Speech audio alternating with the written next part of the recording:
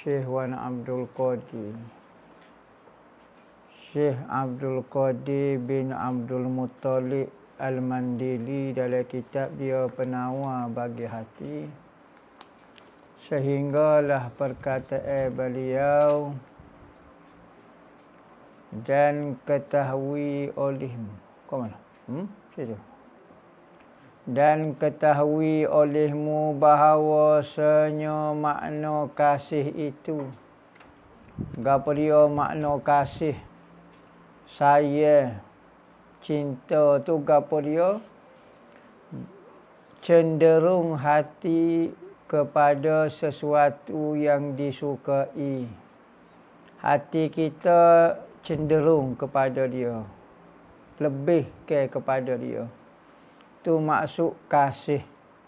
Hati kita melebih ke dia, lebih cenderung kepada dia, lebih cakna, lebih gapo, tu panggil kasih. Nah, contohnya di antara nasi lauk ayam, nasi kosong. Hati kita lebih cenderung kepada nasi lauk ayam berbanding dengan nasi kosong. Maka perasaan cenderung itu dipanggil kasih. Hati apabila cenderung kepada tu dipanggil kasih. Jadi kita kena tengok hati kita tu lagu mana. Kalau hati kita sebut nama Tuhan tu, ada ke tak perasaan cenderung, perasaan kasih kepada Tuhan, maka tu dipanggil kasih. Dan bahawasanya tiap-tiap yang sedap itu dikasihi akan dia. Setiap benda yang lazat, enak, sedap itu disukai. Tu memang standard lagu tu. Benda yang comel, benda yang indah pasti disukai, disayangi oleh orang. Perangai yang indah disukai orang. Rupa yang indah disukai orang. Begitu jugalah. Apa lebih-lebih lagi Tuhan kita. Maka Tuhan ni segala kecantikan itu berada di Tuhan. Innallaha jamilun yuhibbul jamal. Tuhan itu indah, comel, sesuai dengan hati kita tu. Maka dia suka kepada benda yang indah. Dan jika kuat kasih itu dinamakan dia isyik, rindu. Saya ni menyebabkan seorang itu rindu. Apabila saya kepada seseorang menyebabkan kita rindu, teringat kepada dia. Apabila kita sayang ke Tuhan, maka timbul perasaan rindu nak berjumpa dengan dia. Begitu juga saya ke Nabi, maka melahirkan perasaan rindu kepada dia. Nabi sayang kepada kita, maka dia rindu kepada kita. Nabi kita sayang kepada orang yang sudah wujud. Orang ada tu, Nabi Muhammad. Sudah berlalu cerita dia 1400 tahun. Nabi Muhammad sayang kat kita terbalik. Sebelum kita wujud lagi, dia sayang dah kita. Sebelum kita wujud, Nabi Muhammad sudah rindu kepada kita. Kita rindu benda yang telah ada. Benda yang sudah ada. Nabi Muhammad rindu benda yang tak ada lagi. Dan makna benci itu liar hati daripada sesuatu. Liar maknanya tidak selesa hati kita. Maknanya tak suka lah tu. Tak suka yakni benci. Benci bukan supoh. Benci bukan marah. Tu marah. Benci ni hati tidak selesa duduk dengan dia. Hati tidak cenderung kepada dia. Sekalipun seorang itu dia biasa, tapi dia tidak selesa dengan dia. Maka begitulah perwatakan wali di dalam dunia ni. Dia benci. Apa maksud benci? Adakah mulut dia sentiasa supuh serana maki hamun kepada dunia? Tak. Tetapi dia rasa tidak selesa dengan dunia ni. Dia lebih mementingkan akhirat, lebih selesa dengan Tuhan. Maka maksud benci itu liar hati. Hati rasa tak selesa dengan dunia. Tu. Bukan maksud orang-orang tasawuf membenci dunia, yakni menyupuh serana. Tak juga. Kadang-kadang tak pernah keluar daripada mulut dia. Serupa serana, tetapi hati dia tidak selesa. Itu maksud benci. Kerana keadaan benda saat ni menyakiti. Benda tu menyakiti dia, mengkhianati dia, berarti kita akan benci kepada dia. Maka tabiat dunia ini menarik kita daripada nak mengingati Allah dan Nabi Muhammad. Menarik kita, maka dia menyakiti diri kita. Di antara kita dengan Allah Ta'ala, hubungan kita dengan Allah dan Nabi Muhammad. Rasa tidak selesa, rasa diganggu, ditersakiti dengan dunia. Kerana kadang-kadang dunia ni begitu menarik kerana berada di hadapan kita. Sehingga kita lupa kepada akhirat Allah dan Nabi Muhammad. Dan jika kuat oleh benci itu, dinamakan dia marah. Saat ni kalau kuat sangat saya saat ni jadi rindu. Tapi kalau benci sangat maka menimbulkan kemarahan. Marah ni timbul dari perkataan benci. Orang buat maksiat, orang lawan Allah Ta'ala. Mula-mula kita benci dulu. Yakni kita tidak reda, kita tak selesa dengan keadaan itu. Lama-lama dia akan menimbulkan kemarahan. Apabila marah menimbulkan tindakan. Nabi kata, apabila kamu melihat suatu benda yang salah, maksiat, falyughayyiruh, hendaklah kamu ubah biadihi dengan tangan ataupun dengan lidah ataupun dengan hati. Marah dan murka. Marah. Dan bahawasanya sebab bagi kasih itu dua perkara. Bapa kita saya suka kepada satu benda, ada dua perkara. Pertama, berbuat baik. Yang kedua, keelokan dia. Dia tu orang baik. Sekalipun dia tu tak comel, tapi perangai dia baik. Maka kita suka kerana perangai dan kelakuan dia. Keduanya, keelokan dia. Kadang-kadang kita suka kepada seseorang bukan kerana perangai dia, tapi kerana comel dia. Kerana keindahan dia. Maka kasih kita akan Allah Ta'ala kerana tiada berbuat kebajikan bagi kita pada hakikat melainkan Allah Ta'ala. Dan Allah Ta'ala kerana tiada yang berbuat kebajikan bagi kita pada hakikat melainkan Allah. Bapa kita kasih kepada Allah kerana kita merasai semua benda yang berlaku di hadapan kita, kebaikan yang kita rasai itu berpunca daripada Allah. Allah lah yang menggerakkan hati dia untuk menolong kita. Allah lah yang memberi kepada ibu kita, saya kasih kepada kita. Maka kita kasih kepada ibu kita, begitu juga kita kasih kepada Tuhan. Adapun yang lain daripadanya, maka berbuat kebajikan ia akan kita dengan petunjuk daripada Allah. Tuhan kalau buat baik tanpa perantaraan. Dia nak beri hidayah, nak beri gapo kepada kita, waktu tidak ada perantara direct.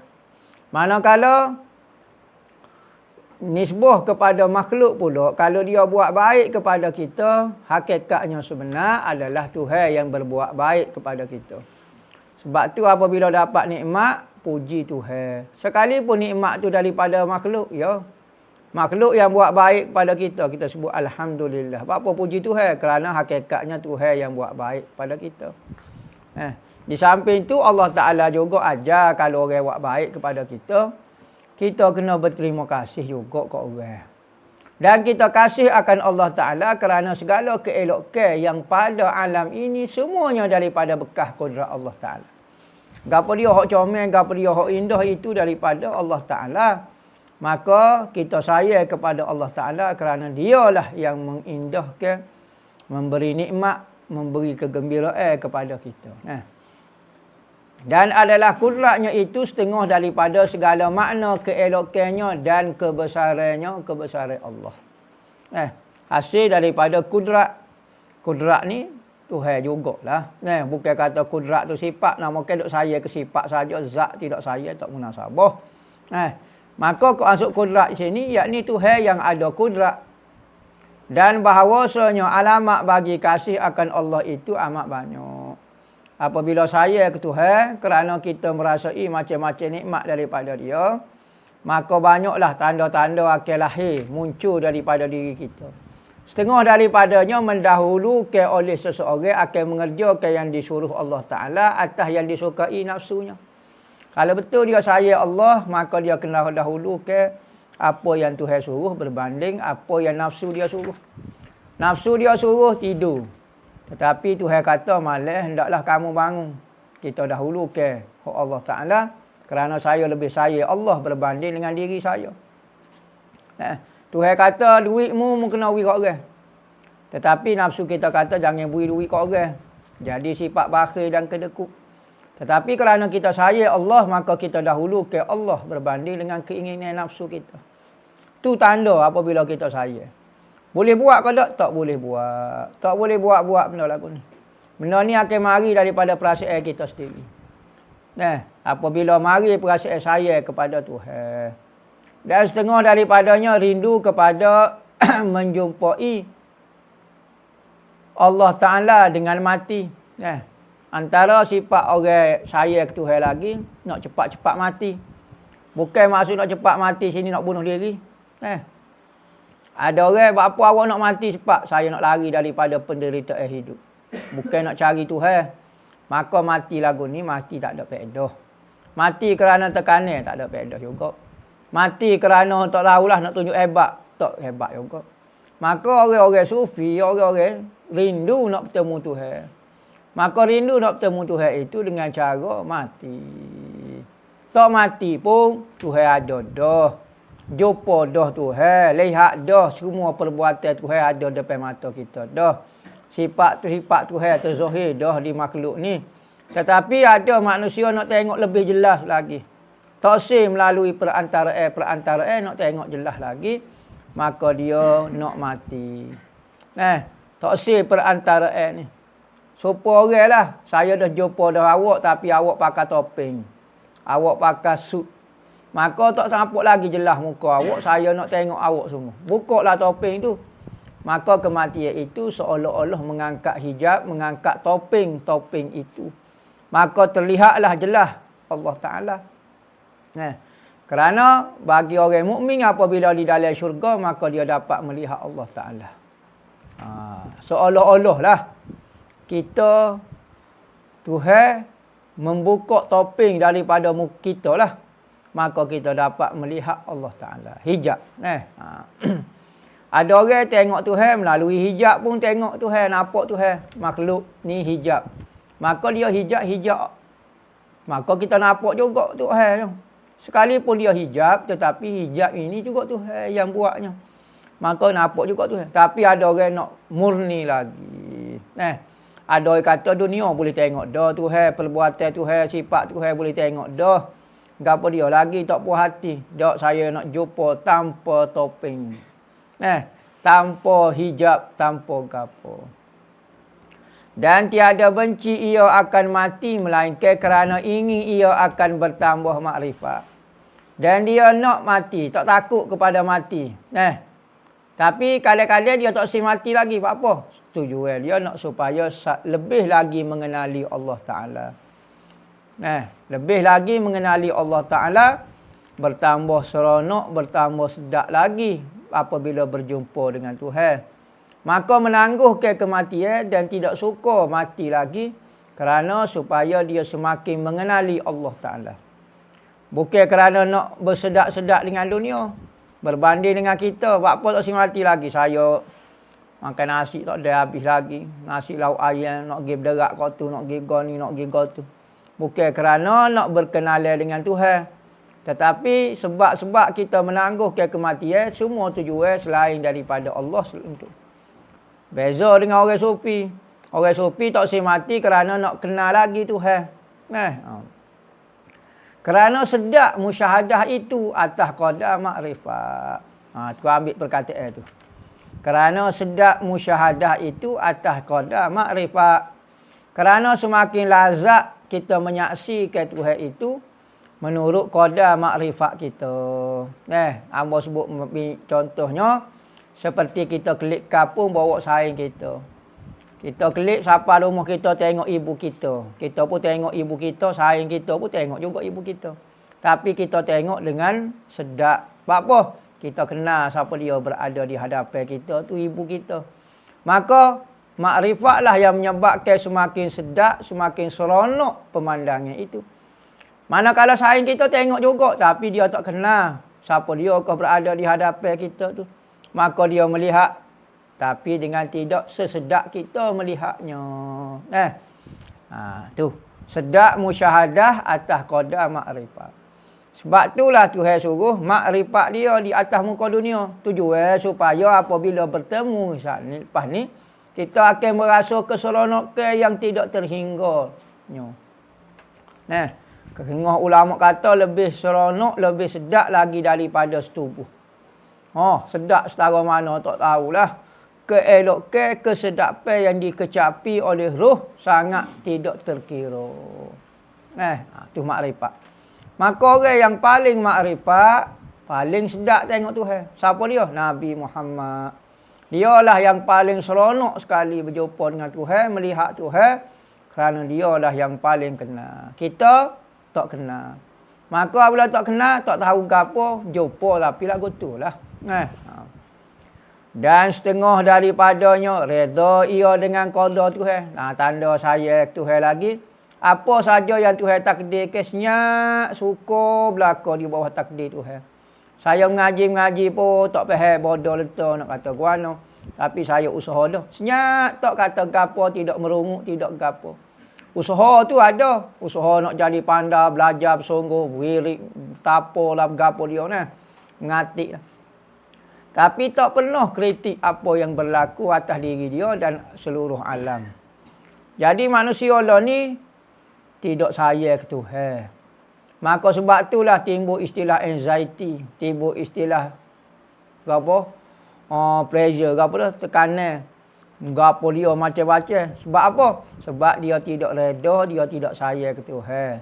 Kalau dia tahu apa yang berlaku itu daripada Tuhan yang menyayangi diri dia, dan dia membalas sayang Tuhan itu dengan sayang dia, nescaya dia akan reda, akan senyap di bawah takdir Tuhan.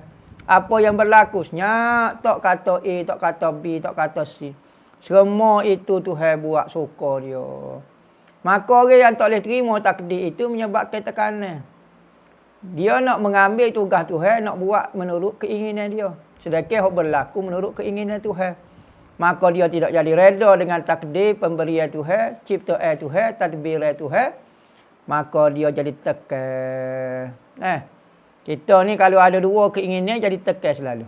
Buat satu keinginan saja. Yakni yang berlaku itu keinginan Tuhan berlaku. Senyap lalu. Ni keinginan kita pun nak juga.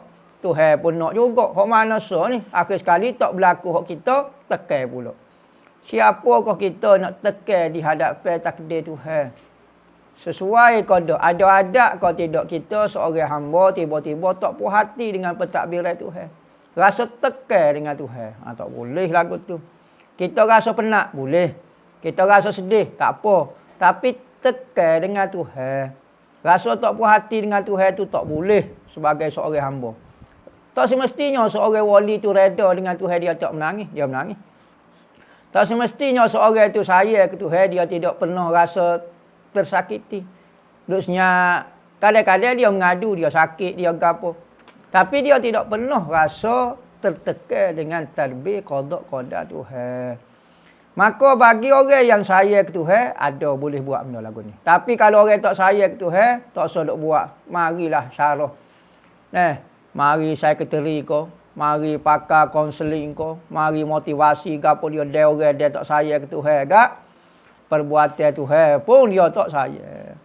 Dan setengah daripadanya benci ia akan dunia. Apa maksud benci kita sebut dah, rasa tak selesa dengan dunia. Kerana dia rasa dunia tu kadang-kadang mengganggu di antara dia dan Tuhan. Hubungan dia di antara dia dengan Tuhan. Kerana Tuhan sebut dunia ini sangat indah. Dunia, perhiasan, zinatun, perhiasan dan permainan semata-mata. Kita bimbang manusia tertipu dengan mainan dan hiasan sehingga lupa kepada Tuhan. Dunia ni ujian bagi kita. Maka apabila dunia ni ujian, siapa dia suka ujian? Periksa, bagi kita suka. Bunyi periksa, petok lalu muka. Nak periksa, sudah jangan lalu. Maka ujian dan peperiksaan ini tak disukai. Kalau boleh ngaji saja tak payah periksa. Tenang, suka ya. Kalau boleh kita hubungan kita dengan Tuhan ni tidak ada diganggu oleh sesiapa. Seorang hamba rasa suka berhubung dengan Tuhan. Maka benda yang menghalang dia kepada Tuhan, daripada Tuhan, dunia ke apa dia, maka dia rasa benci. Benci ni rasa tak selesa dengan. Kerana dunia itu melalaikan akan dia. Melupakan ia akan Tuhan. Daripada menyebut Allah Ta'ala yang dikasihinya. Ya Allah ke tak? Ya betul. Kita tanya diri kita. Kita tanya jumpa kita beri. Apa dia? Makan nasi misalnya. Ingat Tuhan ke tak? Sebentar. Tak ingat, minta maaf. Tengok nasi, tanya lapar ke Allah sedap. Lupa kita sebentar. Maka benda-benda lagu tu nampak biasa. Tetapi bagi orang sufi itu benda tu besar sebenarnya. Terlupa kita daripada Tuhan. Itu bukan kata tak semaya. Tak semaya tu berat belajar. Tak berzikir. Tak baca Quran. Tak buat ibadat. Tu berat belajar. Ni lupa Tuhan tu pun jadi masalah bagi seorang sufi. Bahkan orang sufi hukum ke murtad dia kalau dia lupa Tuhan. Akam tu biriddati. Kalulah aku lupa. Kalulah lupa aku oleh satu masa, nescaya aku hukum ke diri aku telah murtad. Murtad sini bukan murtad kafir ke apa. Murtad daripada orang arif billah. Orang kenal Tuhan ni tak pernah lupa dengan Tuhan.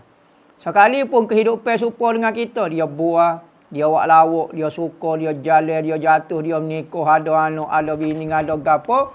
Tetapi dia lain dengan kita. Dari sudut ingatan dia dengan Tuhan. Tengok Nabi Muhammad, makan, minum serupa kita juga. Berjalan ke pasar-pasar, ada saing, gurau, suka, ketawa. Tetapi dia serupa kita. Tak. Dia, hati dia sentiasa ingat Tuhan. Sayyidina Aisyah kata, Rasulullah berzikir fi kulli ahyanin, pada setiap masa dan ketika. Kita lupa Tuhan fi kulli ahyanin, pada setiap ketika. Lupa Tuhan semacam. Beza tak? Beza. Perbuatan zahir nampak serupa. Hidup, makan, bangun, tidur, saing, gapo dia. Tapi Nabi Muhammad lain. Semua itu berdiri di atas ingat kepada Allah. Kita berdiri di atas lupa kepada Allah. Ingat kepada diri kita hebat. Kita bisa, kita gapo. Dan ketahui olehmu bahawasanya orang yang mengenal Allah Ta'ala tiada kasih ia melainkan Allah Ta'ala. Dia kenal Tuhan. Sebab itulah Tuhan suruh berkenalan sangat dengan dia supaya timbul kasih kepada dia. Kerana kalau kita tak kenal, tabiat manusia kalau tak kenal, memang dia nak sayang ke mana ke Tuhan. Orang tak pernah mengaji agama, tak pernah kenal bab Tuhan. Tuhan yang mencipta dia. Dia tak pernah fikir bab tu. Tuhan yang beri makan kepada dia. Dia hidup untuk dunia. Macam mana nak timbul perasaan sayang ke Tuhan? Tak pernah cara mengenai Tuhan. Jasa-jasa dia, khidmat dia kepada kita. Tuhan. Tolong cara kita. Tiba-tiba nak mari saya. Payuh lagu ni. Tak kenal maka tidak cinta. Maka kenal itu, makrifat itu supaya timbul perasaan cinta. Maka jika kasih ia akan yang lain, maka dengan sebab kasihnya akan Allah. Lagu mana boleh tak dia kasih kepada selain daripada Allah? Ya, jika dia kasih itu kerana Allah juga. Kenapa kamu kasih kepada kitab kamu? Kenapa kamu sayang kepada guru kamu? Kenapa kamu sayang kepada pondok? Bapa kamu sayang kepada pengajian kamu? Sayang itu kerana Allah suruh sayang. Kerana Allah Ta'ala suruh menyayangi benda-benda lagu tu, maka hamba sayang kerana sayang Allah. Itu panggil. Manakala Tuhan, tak ada dah. Dia kerana diri dia semata-mata. Kita sayang Tuhan kerana diri dia. Manakala yang lain boleh kalau saya kerana Allah. Sebab apa awak saya kereta awak ni? Saya nak guna untuk kebajikan, Tuhan suruh saya harta untuk buat kebajikan. Saya boleh guna lama. Kalau saya guna koksi-koksi, maka kereta saya ni mungkin setahun dua hacul lebu lah. Tapi kalau saya kerana Allah, untuk agama Allah, maka kereta saya ni saya basuh, saya gapo untuk tujuan dakwah, boleh guna 10 tahun, boleh guna banyak pula.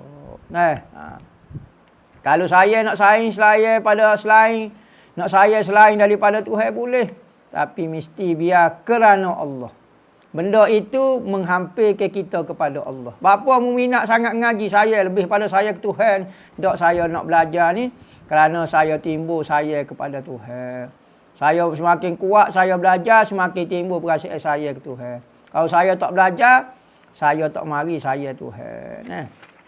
Kerana terkadang kasih oleh orang yang kasih akan anak bagi kekasihnya dan keluarganya kekasihnya dan hamba bagi kekasihnya dan segala yang terbangsa kepada kekasihnya. Kerana tabiat manusia kadang-kadang dia sayang kepada seseorang. Automatik dia akan sayang kepada ibu, anak, kepada seseorang itu. Misalnya sayang kepada fulan. Maka kita sayang juga anak dia, sayang pok dia, sayang hamba dia, sayang rumah dia. Maka kaedah lagu tu. Apabila kita sayang Tuhan, kita akan sayang kepada hamba Tuhan. Kan makhluk Tuhan berlaku. Semua yang berkait dengan Tuhan itu, semua kita sayang. Maka tak ada benda yang tidak berkait dengan Tuhan. Sebab itulah orang yang kenal Tuhan, maka sifat utama dia adalah penyayang. Kalau orang tak penyayang, bukanlah orang kasih ke Tuhan. Kerana apabila dia kasih ke Tuhan, dia kasih semua makhluk Tuhan. Hatta babi pun dia sayang, anjing pun dia sayang, orang kafir pun dia sayang.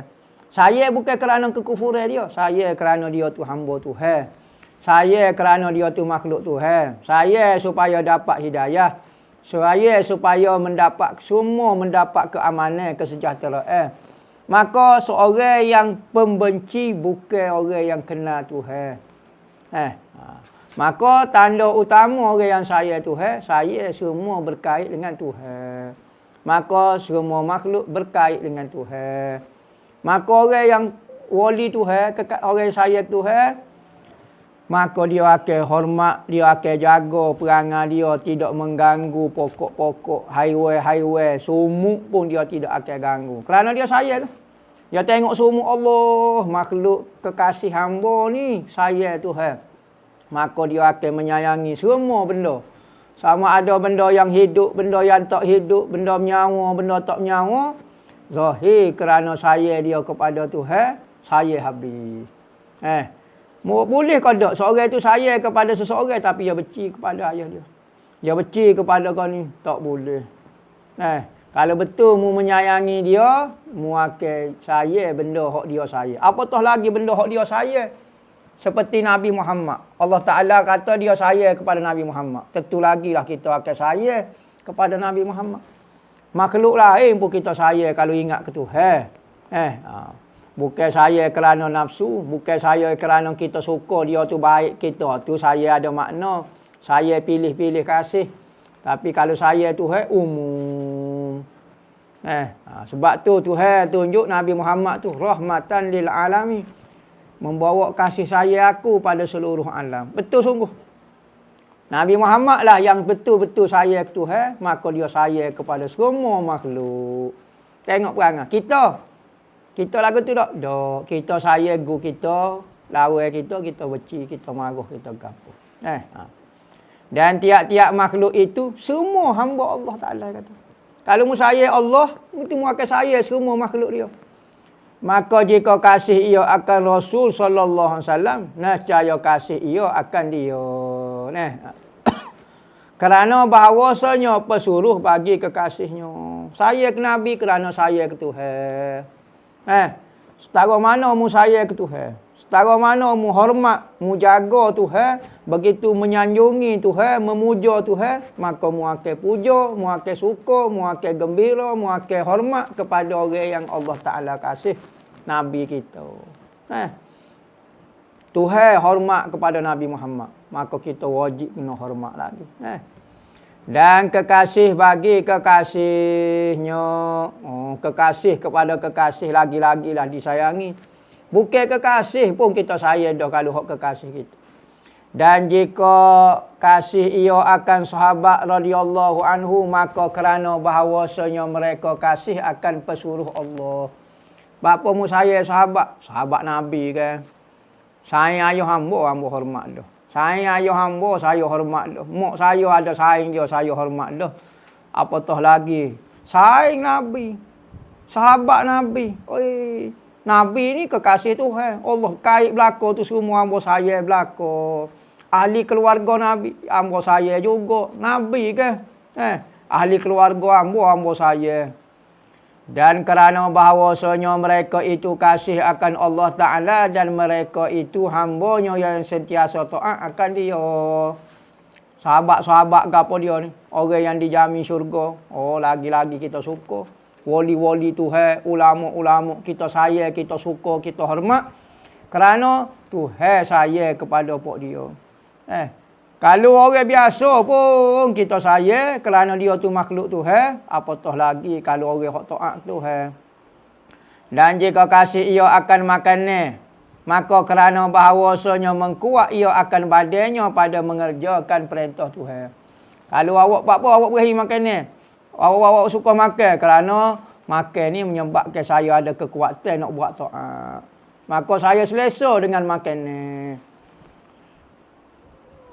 Perintah mengajak kekasihnya. Perintah Allah Ta'ala yakni kekasih dia. Dan jika kasih ia akan bunga. Suka kepada bunga. Tanaman, sungai, cahaya dan segala rupa yang elok. Maka kerana semuanya perbuatan Allah Ta'ala. Mudah kita nak sebut semua benda kalau kita teringat kepada Tuhan menyebabkan kita akan sayang kepada benda tu. Kalau kita tengok kepada diri benda tu sendiri, mungkin dia akan menghalang kita daripada Tuhan. Dunia misalnya. Benda ni kalau kita tengok kepada dunia, dia akan menyebabkan kita lupa ke Tuhan. Tetapi apabila kita melihat dunia itu adalah hasil daripada hasil daripada perbuatan Tuhan, maka kita akan suka semua yang ada di atas muka dunia. Pemandangan, suasana, semua kita akan sayang kerana dia mengingatkan kita kepada kekasih kita yakni Allah Ta'ala. Dan menunjuk atas keesaannya dan kekuasaannya yang Allah Ta'ala belaka semua makhluk tu. Dan memperingat akan segala sifat keelokannya Allah Ta'ala dan kebesaran Tuhan. Semua tu menunjukkan keindahan Tuhan. Semua benda yang berlaku, benda-benda yang hebat, kematian, ketakutan, tu menunjukkan kekuasaan Tuhan, kehebatan dan kebesaran dia. Jalal dengan jamal dia. Maka setiap benda yang tidak suka hati kita, menakutkan kita, tu menunjukkan keperkasaan, kehebatan Tuhan kita. Maka dalam semua keadaan takut ataupun keadaan suka, maka kedua-dua itu memperkenalkan kita dengan Tuhan. Kita semakin kenal Tuhan dah. Kadang-kadang orang kenal Tuhan dengan takut. Kadang-kadang orang kenal dengan suka. Dan jika kasih ia akan orang yang perbuat kebajikan baginya dan akan guru yang mengajarnya, maka kerana mereka itu wasitah perantara antaranya dan antara kekasihnya. Kita sayang kepada ulama, kita sayang kepada wali kerana dialah yang menyebabkan kita ingat kepada Allah Ta'ala, kita kasih kepada Tuhan, dialah yang mengajar kita, menyebabkan. Maka kebaikan itu merupakan perantara kita untuk sampai kepada kasih Tuhan. Jadi seorang murid mesti sayang seorang guru dia. Kerana guru dia itu adalah perantara dia dengan Nabi dia, kekasih dia. Dan Nabi pula perantara di antara dia dengan Tuhan. Tu cara dia. Saya guru kerana saya kepada Nabi. Saya Nabi kerana saya ke Tuhan. Sebagaimana Nabi Muhammad kata, sayalah kepada Allah kerana dialah yang memberi semua nikmat kepada kamu. Yang kamu rasa kamu apa. Dan saya kepada aku, Nabi Muhammad kata, kerana saya ke Tuhan. Kerana Tuhan saya ke aku. Kerana saya ke Tuhan lah menyebabkan kamu saya ke aku. Dan sayalah kepada ahli keluargaku kerana saya kepada aku. Jadi Nabi nak ajar, kita boleh tak saya selain pada Tuhan? Boleh. Tapi niat benda itu menyampaikan kita kepada Tuhan belaka. Pada menyampaikan ilmu, kerana guru itu wasitah antaranya dan di antara kekasihnya pada menyampaikan ilmu dan kebajikan kepadanya. Dan mengetahui ia akan bahawasanya Allah Ta'ala yang memberi taufik bagi mereka itu pada mengajar Tuhan yang beri dia kekuatan, dia mengajar dia Allah, dia syarah fasih kata dia. Dia mengajar nyakuk molek. Itu semua adalah hasil Tuhan beri belaka. Maka kita sayang kerana dia merupakan wasitah. Kerana terzahirnya Tuhan di tangan dia. Terzahirnya kita melihat kehebatan Tuhan di rupa makhluk itu. Dan berbuat kebajikan. Dan sebenar-benar makhluk yang berbuat kebaikan atas kita itu Rasul sallallahu alaihi wasallam. Itulah paling baik sekalinya tak tika dah. Dan bagi Allah Ta'ala jua puji dan limpah kurnia dengan menjadikannya dan membangkitkannya Nabi jadi pesuruh. Maka dialah hebat sekali dan kita bersyukur. Terima kasih banyak-banyak kepada Allah kerana menzahirkan kepada kita seorang Nabi nama dia Nabi Muhammad. Dan kita boleh jadi umat dia. Kita sayang, kita puja kepada Nabi Muhammad kerana dialah jalan yang paling besar untuk kita menuju Tuhan. Ayat tu kata wallazi ba'atsa fil ummiyina rasulan minhum yatlu 'alaihim ayatihi wa yuzakkihim wa yu'allimuhumul kitaba wal hikmah. Artinya ia yakni nabi ju ia jua Tuhan. Huwa Tuhan. Yang membangkitkan kepada orang Arab. Orang Arab yang tiada pandai menulis dan membaca kitab pada masa tu. Pada masa Nabi Muhammad tu orang ramai tak pandai membaca. Maka dipanggil bangsa ummi. Akan pesuruh bangkit seorang Nabi daripada mereka, daripada orang bangsa Arab tadi. Iaitu Nabi Muhammad SAW. Membaca ia akan mereka itu akan Quran. Jadi Nabi Muhammad sekalipun tak boleh baca, tak boleh menulis. Tapi dia boleh membaca benda yang lebih daripada tulisan makhluk. Dia boleh membaca wahyu-wahyu Tuhan. Dia membaca di hadapan orang yang pening. Sehingga keilmuan manusia tak boleh merungkai ke rahsia hikmah. Rahsia-rahsia di dalam Al-Quran. Bacaan Nabi.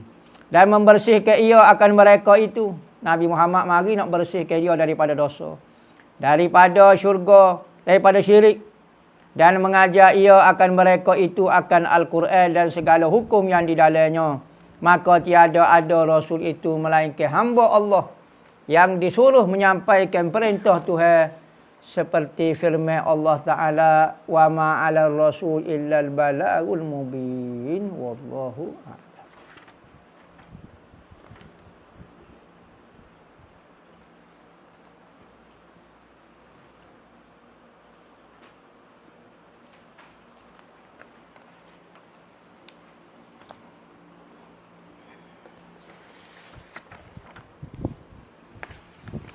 Ustaz, ada seorang pemilik FB menaikkan selipar getah berbentuk capa yang berada di dalam tandas dan meletakkan caption. Akhirnya diletakkan di tempat yang betul. Apa hukum kata macam tu? Mohon pencerahan Ustaz. Ada seorang tu ambil selipar getah lah bentuk capa tu kan. Lepas tu selipar tu orang letak tandas. Maka dia menganying lah. Dalam perasaan menganying lah. Tak tahulah maksud dia ayat tu nak memulia ke, menghina ke. Dia kata akhirnya selipar tu diletak tempat yang sebenar. Dia nak marah lah. Apa kita letaklah ambil selipar tu atas kepala tu. Tak betul dia kata. Nak ambil selipar tu letak atas kepala. Dia kena letak di tandas. Jadi maksud dia gapo? Kalau ayat lagu ni menghina. Contohnya, capa ni orang faham.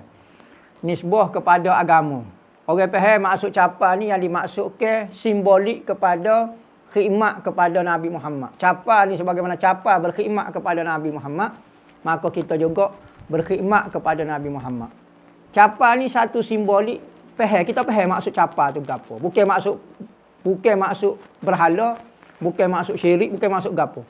Tiba-tiba tak ditandas maka dia kecek lagu tu. Kalulah maksud dia mengistihza, menghina benda-benda hak kait dengan Nabi, maka jadi kafir. Sepakat, tak ada khilaf ulama. Tapi kalau gapo dia yang dimaksudkan dia akhirnya lepak yang betul tu gapo dia?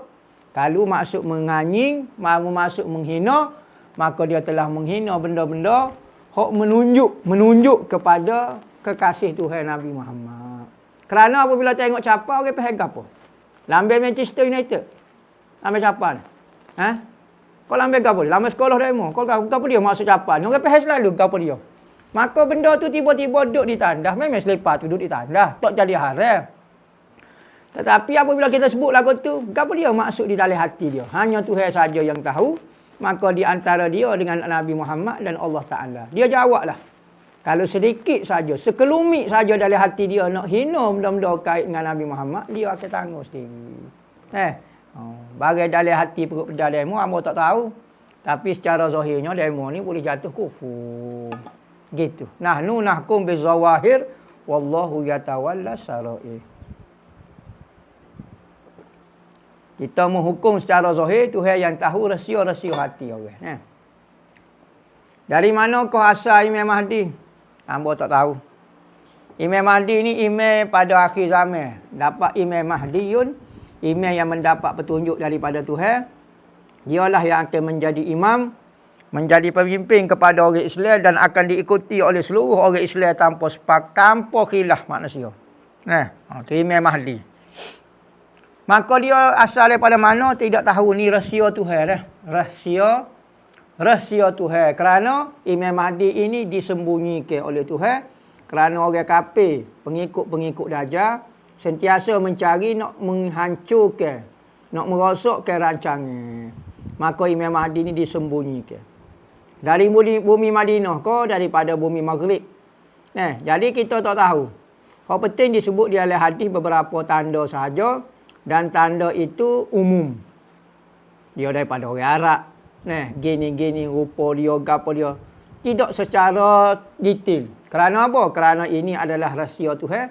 Perancangan Tuhan tidak akan terbongkar. Rahsia Tuhan buat lagu tu dah. Maka siapa dia kau Imam Mahdi, orang duk dakwa, duk famous maksud dalam YouTube. Bukan lagu tu Imam Mahdi. Kalau Imam Mahdi lagu tu lama kena tembok di Dajjal. Maka orang tak cara tu. Berarti dia bukan Imam Mahdi. Imam Mahdi ni sangat digeruni. Kemunculan dia sangat ditakuti oleh Dajjal. Dajjal akan dapat kesan.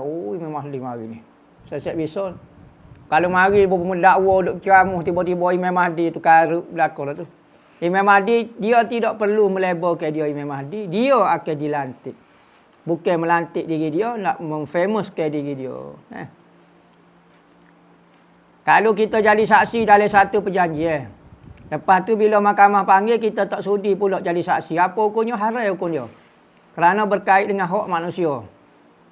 Tiba-tiba kita ada saksi. Kita jadi saksi. Patut kita, kalau kita kecek jadi saksi pada masa tu, hak tu boleh ke dia. Tiba-tiba kita tak kecek menyebabkan orang ambil hak tu, maka hukum dia berdosa kita kerana telah mengkhianati. Kita tahu kebenaran, tiba-tiba hak berlakunya benda yang sebaliknya. Haram hukum dia berdosa. Baru ni saya membersih kerih. Saya terluka. Tapi luka tu kecilnya. Darah keluar 3 jam. Apakah yang membuat darah tidak reti-reti? Bolehkah Ustaz ijazah amalan mengertikan darah? Masalah kerih itu sebab itulah jangan berhati-hati sedikit dengan kerih. Kerana kerih ni senjata. Kenapa? Senjata ini tujuan dia adalah untuk mencederakan dan membunuh. Maka dia akan guna semua benda yang menyebabkan seorang itu mati ataupun cedera atau menyebabkan darah tak berhenti ataupun menyebabkan kuman masuk dalam tubuh. Maka senjata-senjata lama lebih-lebih lagi lah. Kena jaga takut-takut ada tersimpan racun. Racun ni banyak benda. Ada racun menyebabkan darah tak berhenti. Keluar semacam. Tubik tak berhenti darah. Ada darah menyebabkan tersumbat darah. Jadi beku darah. Jadi teracun. Jadi sakit. Jadi gapo. Macam-macam lah. Tu racun. Racun pula menyebabkan jatuh jadi selok. Break. Mati kitanya. Standard manusia. Maka benda-benda lagu tu kena jagalah. Persiapan kerih tu kena jaga. Lepas tu ijazah memberhentikan darah ni macam-macam. Berhenti darah ni baca tabbat yada abila habing watab. Watab tekan tempat tu. Tahan apa? Lepas tu jangan tak tempat panas. Tak air batu. Nak suruh berhenti darah. Ustaz, budak kecil kalau kembur perut buat lagu mana? Kembur perut lah ni ada minyak macam-macam. Minyak nyunyi lah, minyak gotu lah. Comor lah perut dia. Pas ibu jangan makan benda-benda yang menyebabkan kembur perut. Benda sejuk jangan makan. Kerana susu daripada ibu menyebabkan anak kembur perut.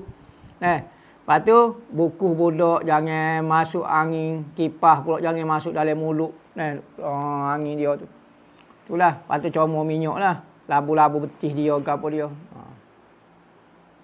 Ada seorang ni kata berkahwin lebih daripada satu. Itu sunnah Rasulullah.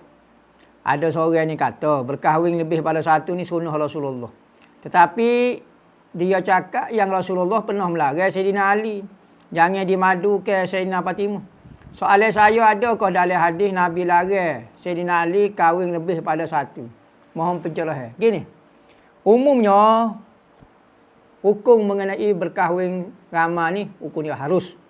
Ada ulama kata sunnah kerana Nabi buat benda lagu ni.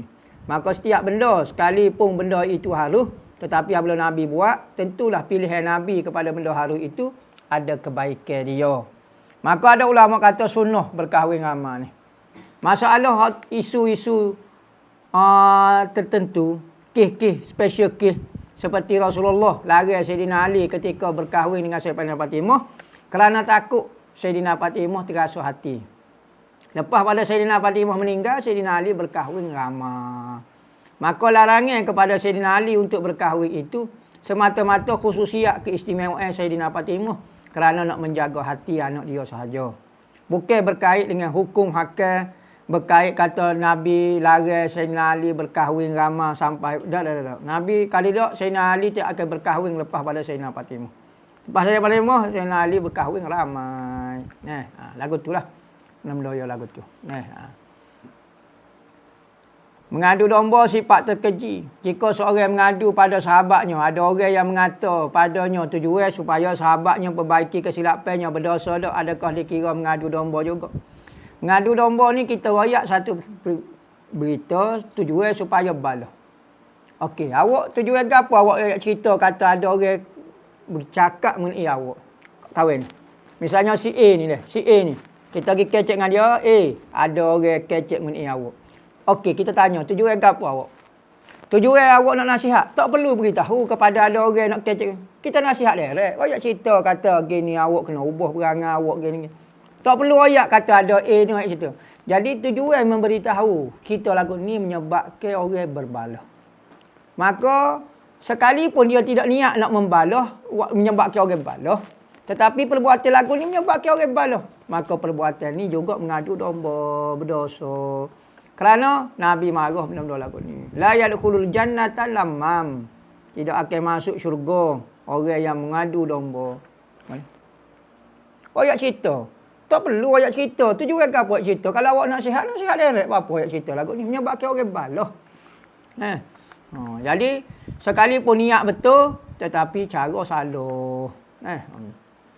Tujuan saya nak nasihat dia, nasihat lagu tu tak payah royak cerita. Direct nasihat lah. Apa kelebihan beramal bismillahirrahmanirrahim 1000 kali, mohon ijazah bismillahirrahmanirrahim 1000 kali sehari. Hamba terima ijazah bismillahirrahmanirrahim ni 3000 kali sehari. Permulaannya hamalah 1000 kali sehari. Dan tain ada hajat besar, baca bismillahirrahmanirrahim 1000 kali dengan niat, satu niat saja. Gapo dia kita niat. Insya-Allah berlaku apa yang kita nak tu. Ambil ijazah tu amalan lah. Cuma bismillahirrahmanirrahim ni kalaulah awak rasa pelik sikit lepas pada beramal tu, rasa seperti mulut masing sangat. Setiap benda awak kata tu jadi, okey berhentilah baca. Takut jadi mudarat pula.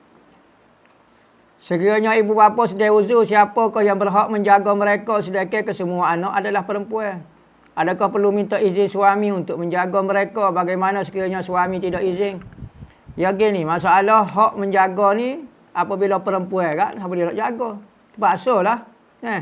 Kena jaga lelaki ataupun perempuan. Ingat, jaga ibu bapa ni lelaki ataupun perempuan. Cuma perempuan ni kena minta izin daripada suami dia. Maka kalau suami dia larang, dia kena jaga. Dia kena jaga tapi jangan ganggu suami dia. Jangan guna rumah suami dia, jangan guna duit suami dia. Kerana tanggungjawab tu tanggungjawab dia. Beza dengan laki-laki. Laki-laki apabila dia ambil mak dia duduk dengan dia yang tanggung. Rumah dia, itih dia. Beza dengan perempuan. Perempuan kalau dia ambil mak dia letak dengan dia, siapa dia tanggung? Kalau dia sendiri duit dia gapo dah, tak ada masalah. Tu ibu dia. Tapi kalau ambil hak suami, gapo rumah suami, maka kena minta izin. Lagu tu. Sebab ibu bapa ni mesti dijaga oleh anak-anak dia. Lelaki ataupun perempuan. Lelaki lebih mudah tak perlu minta izin. Perempuan minta izin jika nak guna harta suami. Kalau tak guna harta suami, harta hamba sendiri, lohgi tak ada masalah apa. Ada seorang perempuan dan kenalannya ingin berkahwin. Umur mereka pun sudah menghampir 30 tahun tu. Tapi perkahwinan ditentang oleh ayah pihak lelaki atas alasan si lelaki masih tak mampu dan sebagainya. Bukankah tidak wajar ayah si lelaki berbuat demikian? Diri sendiri berkahwin boleh. Anak nak kahwin dihalau, ditegur dan apa hukum serta bagaimana cara ingin beritahu kepada ayah lelaki bahawa tak baik menghalau perkahwinan di mana anak sudah berkeinginan untuk berkahwin. Gini, masalah orang jantan nak nikah tak perlu izin daripada wali. Tu faham dulu. Maka kalau nak nikah direct tanpa izin daripada ibu bapa, hukum dia sah. Cuma moleknya biarlah perkahwinan kita disukai, direstui oleh kedua ibu bapa. Tu sahaja. Berdosa tidak berdosa pun kita menikah benda halal. Dan menjadi kesalahan bagi ibu bapa adalah menghalau anak dia untuk berkahwin. Halal lagu mana? Halal pun salah tu. Halal anak lelaki pula tu. Lelaki tak ada hak sebenarnya. Kalau anak puan boleh lagi. Maka jangan panik. Dia tak ada hak pun boleh nikah. Beres. Kalau pergi majlis agama Islam tak ada sebagai larangan pun boleh berkahwin ke apa dia. Mohon ijazah la ilaha illallah 12 kali, Allah 12 kali, hu 12 kali setiap kali lepas solat.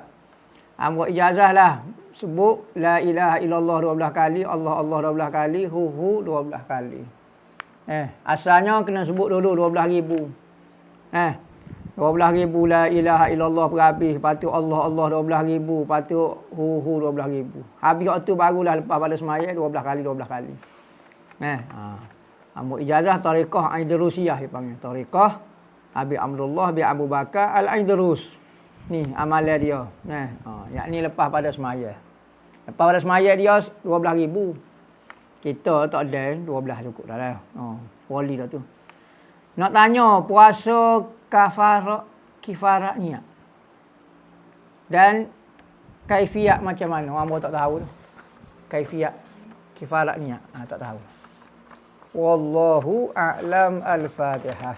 Kita telah habis sebanyak dalam 200,000 dan kita masih memerlukan 280,000 lagi untuk menyiapkan tambahan daripada masjid yang kita sedia duk guna sekarang. Masjid tambahan ini adalah keperluan untuk pelajar-pelajar belajar. Kerana pertambahan pelajar maka memerlukan ruang yang sangat besar. Saya dipertanggungjawabkan untuk mengikut amanah untuk menguruskan Madrasah Ribat Al-Mustafa merayu kepada saudara dan saudari untuk menyumbang kepada pembangunan masjid yang sedang kita buat.